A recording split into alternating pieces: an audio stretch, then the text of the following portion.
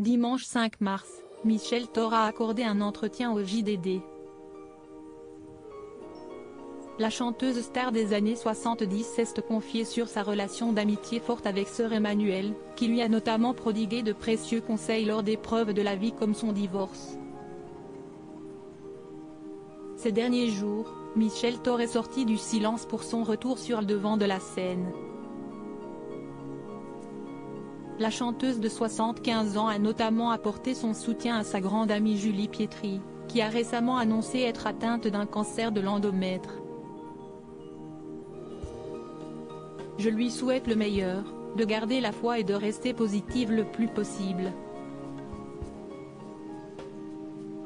Julie va s'en sortir, elle est forte, elle est positive, a-t-elle déclaré sur Radio J cette semaine.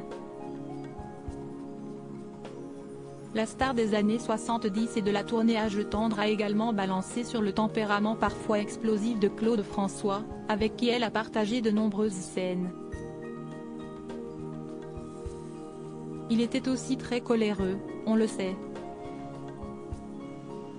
C'était incroyable, le spectacle n'était jamais le même parce que, effectivement, il changeait souvent le texte des chansons pour dire une vacherie à un musicien ou à une choriste, a-t-elle indiqué.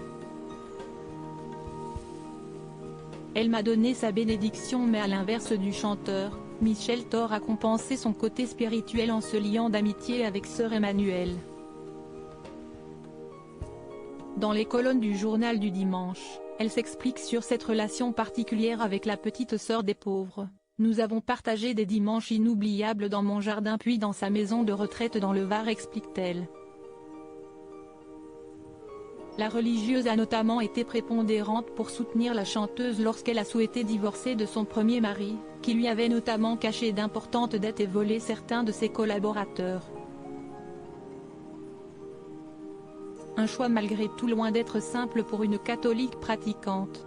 Je voulais lui demander si j'avais le droit de divorcer, elle m'a donné sa bénédiction, raconte Michel Thor.